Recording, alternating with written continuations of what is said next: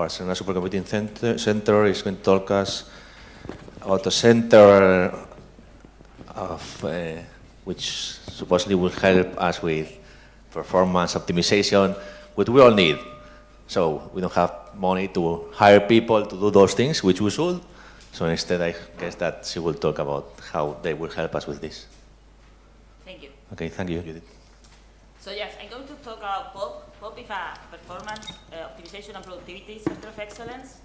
And I'm not sure if you are aware of what are the center of excellence. I'm talking about an initiative that was created by the European Union under the Horizon 2020 program around 2 years and a half ago, requesting to foster through ESTA scale to the different application sectors.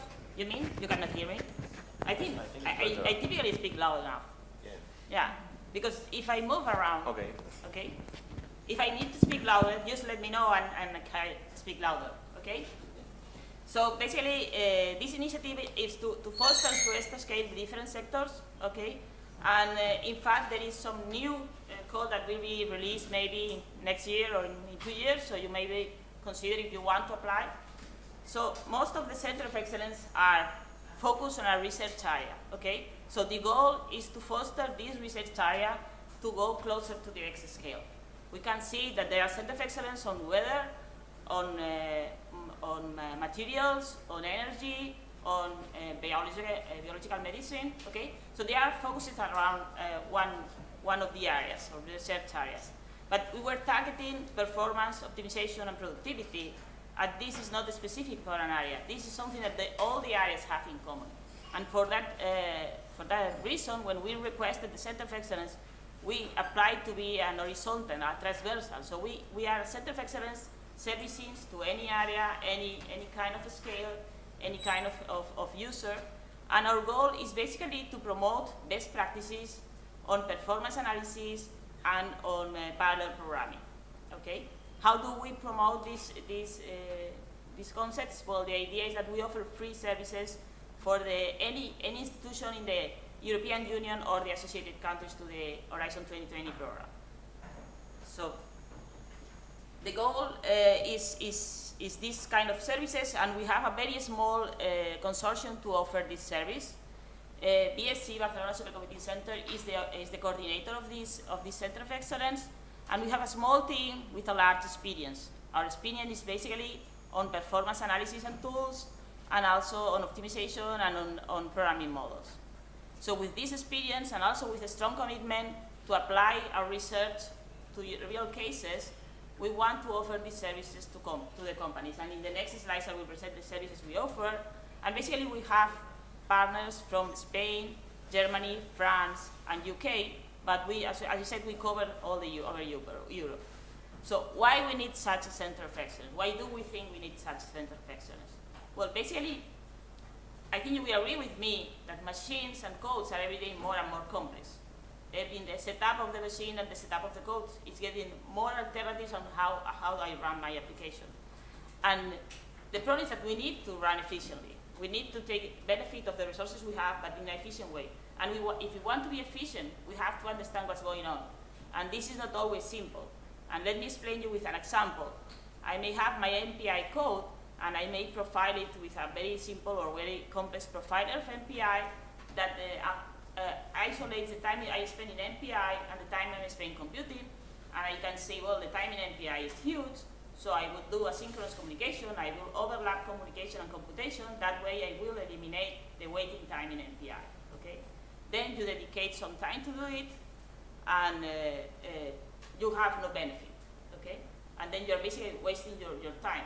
And the reason you're wasting your time is because the MPI profile was correct, that the MPI time was large, but what the MPI profile is not telling you is that the reason was, for instance, imbalance of work between the different processes, okay? And this may happen, for instance, if you are modeling the atmosphere. What it happens is that the day computational is higher and the night computational is lower, and you have a long time imbalance that is always compensated, but during the execution you have this behavior of imbalance of the computation, and this reflects as an MPI time, okay? So basically having the right information, a deep and detailed information on what's the reason what you are losing performance is the only way to guarantee that you will succeed in improving your application.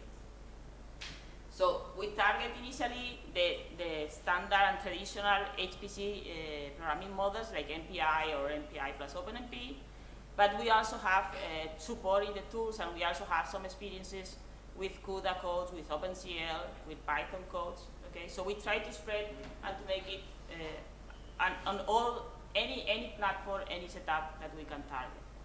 So the kind of services we offer, we offer to users are 3 types. The first one is the performance audit, and the goal is I like to do an analogy with the health check. Okay, so you don't need to feel sick to go to the doctor and do a health check. This is a nice way every many years, and when you get older, maybe more frequently, to do some kind of getting some indicators to see how you behave. And this gives you, if the indicators are fine, then you can proceed. If you see something is wrong, maybe you have to do something else, okay? So the same way that is good that we have a code that is large, so periodically we check how it is performing, how it is executed, or maybe because we change to a different machine, okay? So the idea of the audit is something simple, and the involvement of the user may be small. So the idea is I want to get some indicators on how I'm behaving. And this is also a good idea, for instance, if I want to run on larger scale, then I do some indicators on how I am scaling on lower call counts to decide if I'm ready to do it at larger scale. So if all the indicators are fine, I may be happy and continue working with the code. If I see there is some problem, I can apply to the other services. The performance plan, the idea is an extension of the previous study, where you will get more details on the reasons and the location where you get this loss of performance, and you also get more insight on the kind of benefits and you can reach with different alternatives of solutions to fix those problems. Those 2 first types of studies are producing a report, and this report is around between 5 and 15 pages describing in detail the analysis we have obtained. Finally, we have the proof of concept. The idea of the proof of concept is that we will be involved on the development, and this requires a large involvement from the user to do some implementation, kind of a mock-up or example on a kernel side or something simplified, okay, on potential implementation of the optimizations, okay? So if we want to use the real code, we need a high involvement of the user, but we can also do it on a kind of mock-up example. Who can benefit from POP? Well, the immediate user of POP is the code developer, because on their hands is the future of the code. But also users sometimes apply to POP because they want to have information on what the system is behaving and provide this information to the code developer in order to help out. Maybe the audience here that is more focused for system administrator will like to see them on the infrastructure operators, okay? So you run your codes, and you see some of the codes you are running do not behave efficiently, so you want to get more insight to be able to talk with the code developers or the users of the code about what's going on, okay? So this is the introduction of the project, and the next slide I'm going to present what we have been doing since the beginning of the project, that is around less than 2 years ago, 1 year and 8 months, something like that. Okay, up to now we have been working with around 123 codes studies. For them, we have 80 that are already completed or they are being completed currently. They are writing the report or discussing with the user their results. And we have around 20 that we are currently working with them, and more or less the same number of codes that we are ready or they are starting soon, or we are waiting some input from the user. And finally, few of them, 10 of them have been canceled, but for different reasons, okay? Most of the studies are audits, and we also have few of them for the others. And additionally, we have organized some training workshops with the idea of explaining the user how they can do themselves this kind of analysis. So explaining how to use the performance tools, and also explaining with the real code what's going on and what the kind of information we can get for the analysis. With all these studies that we have been carrying out, we get some input on the kind of studies and kind of codes we are targeting, and this is a good and useful experience for us that we want to share with others. So, well, in some cases there are surprises, in some others there are not so many surprises. So if we look here in the left to the pile programming model, we will see that as expected, this is dominated by MPI or MPI in an hybrid mode, okay? But we also find that close to 20% of the codes are only pure OpenMP codes. And this, at least for me, that was a little surprise, because this means that I'm just running on the scope of a node. But as we are targeting also industrial companies, in some cases there were industrial codes where they used to run only on one of the nodes, okay? And if we look at the programming language, again, as expected, Fortran is just the survivor that will kill every one of us and will still survive in the world.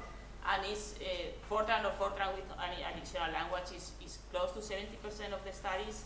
And we have the surprise with Python that every day is more and more used, and we have close to 10% of the studies that use somehow or partially Python codes. If we look at the area of those codes, well, traditional HPC sectors are the more frequent cases we are facing in POP. So 90%, let's say, is for traditional requests, traditional sectors, but we also have some requests for new sectors in HPC, like deep learning, data analytics, text processing, and so on. So it's kind of nice and interesting to find the insight on these sectors. In this plot in the right, I correlate the area of the application with respect to the programming model to use. This is in a still early stage, but this is something we can get at the end of the project. And well, we can see the blue and the green that correspond to MPI or MPI hybrid mode is dominating most of the sectors, except material science that is dominated by OpenMP, okay? And we see, well, the contribution of pure OpenMP on many of the sectors. So this kind of correlating the difference between the sectors, I think, may be a very useful insight for all of us to understand to try to understand or dig down what's the reason of this variability between the different sectors.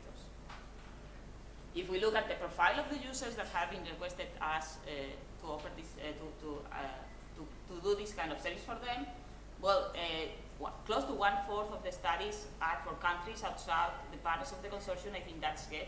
That's good because we get some involvement from the rest of Europe. It's not we are working locally. We are trying to reach all the European partners. Okay. And in this plot, I correlate the institution, the kind of institution, if they are from industry, if they are research area or academics, with the sectors. And we can see, for instance, maybe as expected, or not so surprisingly, that the new HPC sectors are basically coming from industry. Okay, industry is the one that is trying to promote data analytics, deep learning, and text processing. Okay. And the traditional HPC sectors are mainly dominated by research and academic partners. Okay. On the results of the analysis of those codes, okay, most of them, well, as I mentioned before, in the audit we identify some kind of indicators of the behavior, and one of the indicators is what we call the parallel efficiency. How we measure the parallel efficiency is the time you are doing what you want to do. And what you want to do is to do the computations, okay? And the price you have to pay to run in parallel is to do some code to the parallel runtime, whatever parallel runtime you're using. But this is something you have to pay to run in parallel. This is not your goal, okay? So we compute the parallel efficiency as the percentage of time you are doing useful computation. That means you are outside these parallel runtimes. And we get that this parallel efficiency is lower for more than half of the codes, okay? Meaning that they have some space for improvement, okay? In some cases, in few cases, this is very high, this is very good, it's more than 90% of the time I'm doing what I want to do, okay? And sometimes this depends on the setup I'm using. Some users, let's say their experience, allow them to use the input data big enough to compensate the size of the run. In some cases, they stress more the codes, and the communication ratio is worse, and that's the reason some of the problems of the performance.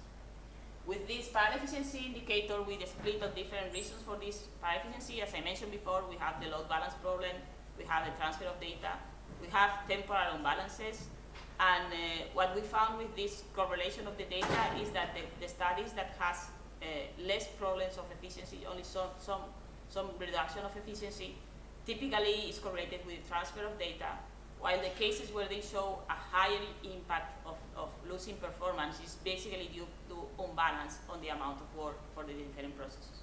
That in some cases may not be simple to fix. And the other indicator we get is about the serial performance. We are running in parallel, but then we run on each of the nodes, we run it serially, some code, and this indicator is difficult to have a right value because this basically depends a lot on the machine, on the platform. But let's say we had put as a boundary value 1, so an instructions per cycle 1 means it's good enough, okay? And this is not very restrictive, but this is basically what we see on many machines. Complex codes are able to reach 1 or 1.5, okay? And we identify that again, more than half of the studies that we are doing may benefit for improving the IPC because they are not getting enough performance on the serial execution. The plot I included in this slide is correlating the programming model with these indicators I have on the parallel efficiency. And well, this is maybe not surprise, but when we have in hybrid mode, the load balance is one of the many issues because it's more complex to have that balance, to have this balance when you have these two levels. And maybe more surprisingly, we see that the computation, and this reflects if there is code replication or if there is reduction on the IPC when increasing the number of processes, for instance, because the frequency of the processor is reduced, is a significant percentage of the studies of the problems when we run on either MPI or OpenMP. Finally, I will conclude my talk with a few examples of the kind of studies we have been doing, just to show you in more detail the kind of analysis we do, but this is quite briefly, okay? So this is kind of summarizing in 1 or 2 slides the work that we have in 10 pages, okay? So don't expect so much detail. This is the first case I have selected. The user was a Spanish SME, and they were users of the FDS code. So they were not developers, they were just using this fire dynamic simulation code that simulate the fire and the smoke development inside the structures. And they had, from their experience, they had the feeling that with more than 200 cores, the efficiency was dropping down, and they wanted to know more details about that. And also they wanted to evaluate the performance on the Mare Nostrum 3 machine because they have applied for a praise request allocation, and they wanted to be sure that they will run it efficiently, okay? That was the request. So we ran it on Mare Nostrum, and in this plot here, we can see this is the ideal speed up. So if I double the number of processes, I double my efficiency, I reduce my time, or depending if I'm doing weak or strong scaling. And we can see the efficiency, we can see that up to 128 was quite good, with 256 start to be a little bit lower. Still is not so bad, okay? But this basically reflects that we were able to replicate in Mare Nostrum the behavior they were experiencing on their own machines. So we did the analysis and we get these kind of indicators. So in the plot in the left, I have the main 2 indicators I mentioned on the previous slide. I have my parallel efficiency and also my computational scalability. And we can see basically there are 2 numbers between 0 and 1. The higher the better, and we can see here the number of processes, and we can see that the line that is going lower values is the blue one, that is the parallel efficiency, okay? So then I take the indicator of the parallel efficiency and I split between the load balance, serialization, and transfer metrics, and I can see again that the lower value is this one here, that is the load balance, okay? Only with this kind of information, we said then, well, also we have more details, but only with this kind of information, we can tell them that the main problem for the scalability was the load balance, okay?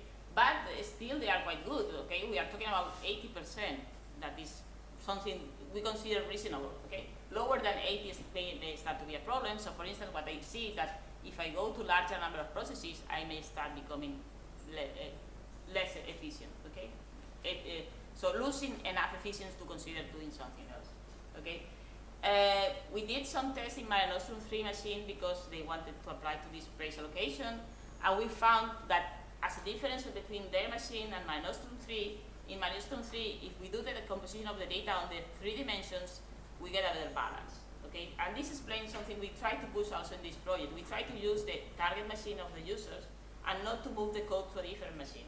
And the reason is that different machines sometimes behave differently, okay? So their experience with the code, they wanted to do the domain decomposition only on 2 dimensions because on their platform, this was the best time to solution approach, while in the different machine, the schedule has to be different.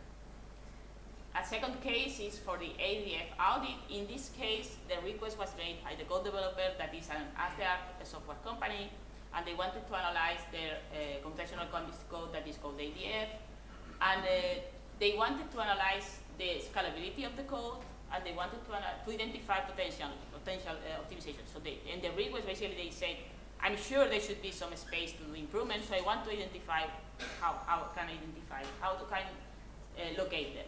Okay, so this is a different number of core counts. This is the speed up. We have the red line will be ideal speed up. We have 80% efficiency will be this other dotted line.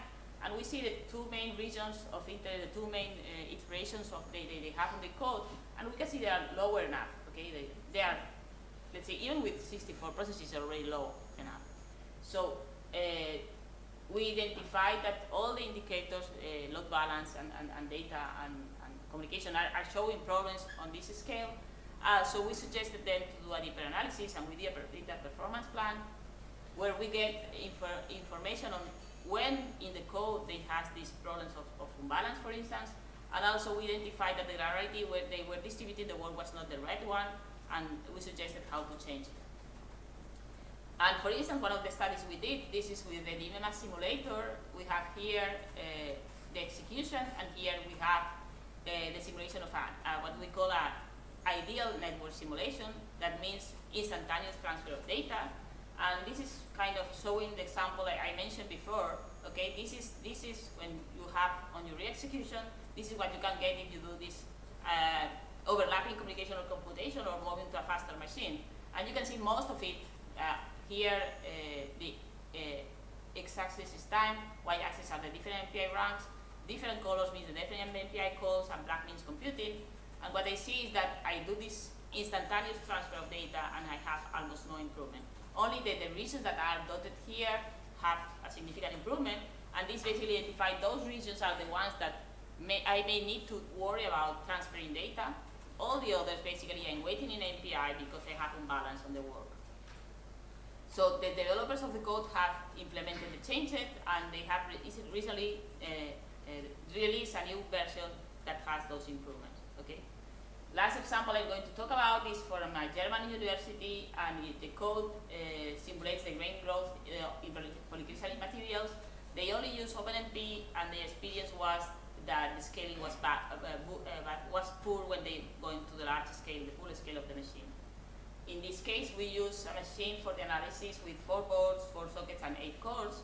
And here we have different regions of the code where we identify the efficiency they are running, and we identify they are poor. And basically, the first analysis already identified that the problem was not imbalance. In this case, was not imbalance of the work, but basically was because of the way the processes were running, where they were running, and where is the data they were using. So we suggested to do some trials of pinning the processes or changing the way the data is distributed. And they wanted us to do this work, so we implemented a proof of concept project, and basically this picture shows the difference. This is the initial setup where we have kind of randomly distributed the different processes and the data, and doing the pinning of the processes and guaranteeing where the data is distributed. We can have a local access, and we get a speed up of 6 times faster for the region we parallelize, and we modify, and for the global application, twice times faster. I'm just concluding my talk with a list of codes we have been looking at. So I'm just trying to promote, if you have some code that is not on this, well, if you have some code you are interested and it's on this list, you must check with us with our website if the report is available and you want to check what's the results we have obtained. And if the code is not on this list and you want to have some knowledge on it, you can apply for the services. Until the March next year, this project will be running up, and you will guarantee that we have this service for you. So that's all of my talk. Thank you very much. If you have any questions.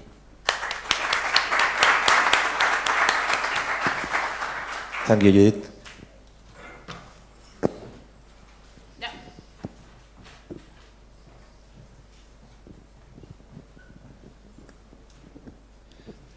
Is the analysis that you do only by request, by the software developers or some center using the software? Someone that can, basically the user, the one that makes the request have to have access to, they have to have access to the application, not me. Yeah. They don't need to have access to the sources, and they need to have an input case that is relevant for them. Okay? But it doesn't need to be the code developers or a user. Let's say I may say, okay, someone here in this today mentioned a code and say, okay, I want to check this code, but I need to have an input case that is relevant. I was wondering because maybe it would be interesting as well that you go to software developers of codes that are often used in the HPC world. For example, VASP is a well-known code. I think a lot of people here know it, and I know it has some scaling issues. So maybe that would be a good opportunity to go to the developers and say, look, we have these services for you, maybe, or...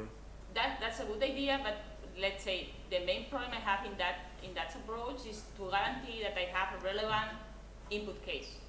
Okay. The difference of the code, depending on the input case, is quite significant. Yeah. Okay, so let's say for me as an analyzer, what I want to know is what's the goal, the target machine, what's the input case and the application, and with that I can progress. So let's say I'm not sure if going to the code developer and just offering this, they may apply, but I'm not sure if they will select. Sometimes that happens, okay? I want to be nice in the picture, so I provide a good input case that will provide and say that everything is fine. They could try and optimize for the most common use of the software or something. Yeah. But a part of the reason I'm asking this because I expect that some people would not be very willing to contact a service like you have because they just don't want to know that their code scales badly. Well, or they don't want to get the word out that it scales badly. This is the reason on my previous slide I have, for instance, here fewer NDAs. We have, even if it's a free service, we have few cases where the user says, well, no way, I don't want you even mention here the code, not the name of the requester, but the code. Okay, so that happens. In other cases, they do not allow us to publish the report. Okay. So it's a free service, so we try to push them to make it open because it's the main target. But for sure, let's say, even if it's not published, if they get this information for them, even they are not nice in the picture, I think that may be useful. Okay, so we work with that. Okay, Jordi?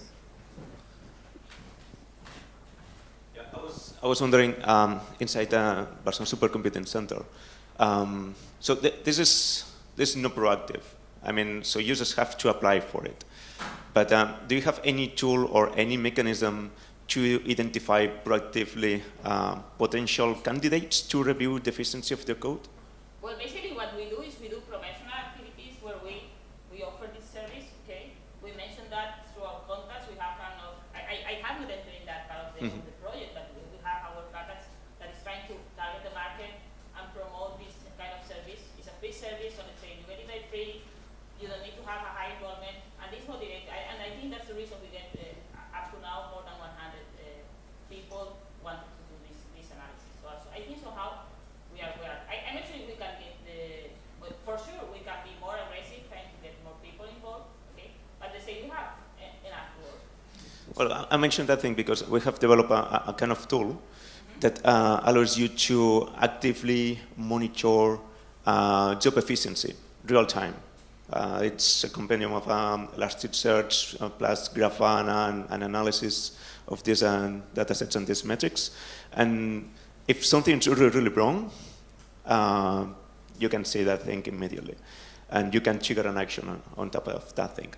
It's really good to identify potential candidates to improve the code. And usually, as an answer of that question, so usually the people that are doing really bad things are the people that take more advantage of this kind of services, and because you improve the code even to a higher level that other codes never expected.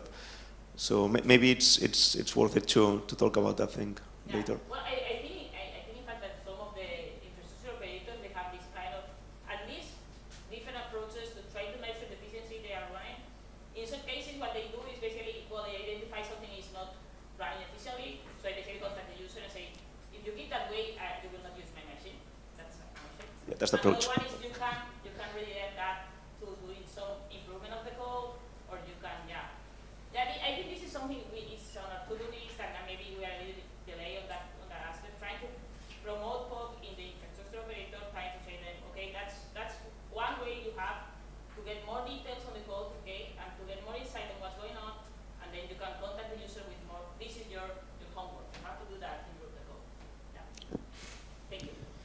Jordi, we need a talk about this tool. I had a very brief question.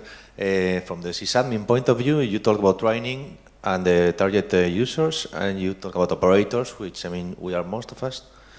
And you said something about training of support staff. I assume that is something related to know that this exists, or what's this? What is this training for the support staff as the sysadmins? Well, for instance, what we typically do under different scopes and also under scope is to do 3 days, 5 days of training where you have different performance tools. You can learn about how to use it, okay? And ideally, in many cases, and in the case of Pop, we can push that, is the user came with a code. So let's say, as an infrastructure operator, I may select one of the codes.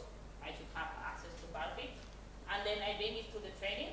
So I play with this code So and tools, and I get some the insights. sysadmin takes the first peek on the code, so to say, on the, okay. But I think you take more benefit if you go with a code, because Yeah. if you have some familiarity with the code, then you can understand better what the tools are providing. And then you have, let's say, some experience on different tools, and you can identify which one is better fitting your needs. How often do you do this? Well, we do that in different scopes. In the POP project, in less than 2 years, we have it 5 times, and 3 of them were in cooperation with other projects, but as frequently as needed. Let's say we have some requests of we want to do this training. Yeah. Okay. Do you have some announcement list or something for me to subscribe? I can try to find some reference because typically this is targeted. Or you have to keep an eye. Yeah. You know, okay. But for instance, the previous time I came to this workshop was to do a kind of basic Okay. training, short training about our tools. Yeah. Okay. The reports are accessible or they are open? In Those the of them? website, there are few of them. Okay. In the POP website, there are few reports that the user provided us. I think there are many others that may came a long time, and some others will not be available because they do not want us to be published. Okay, thank you, Judit, again. Thank you. And now coffee time. I don't know. David, do you have something to say? Or? Thank you. Well, I think that you can hear me. In some of the... Good morning, everybody. I hope that you are enjoying the day. He said before, there has been some flights cancelled, and 2 of the speakers were there. So one of him will arrive today, the other one won't. We are doing some changes, but we'll manage. I think you will see changes in the agenda of today or tomorrow. Ingrid was supposed to speak tomorrow, but she is really nice, and will be speaking in just a couple of hours. She's working hard on it. Thank you. We can now go for the coffee break, and in 10 minutes be back here.